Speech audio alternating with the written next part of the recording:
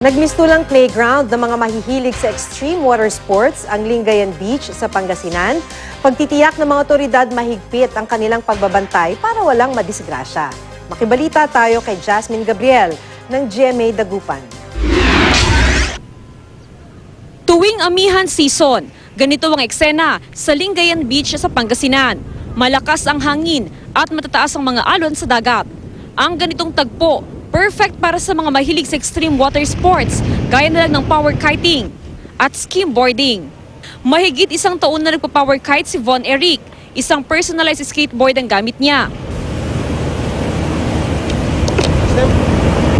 Yung sa power kite kasi kailangan meron kang basic sa una.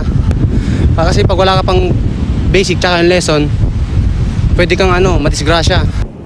Sa power kiting, nasusubok daw ang lakas at liksi ng katawan. Mas maganda to kasi yung parang nakikipaglaro ka sa sa mga nature ganun. Hindi siya gumagamit ng mga makina ganun.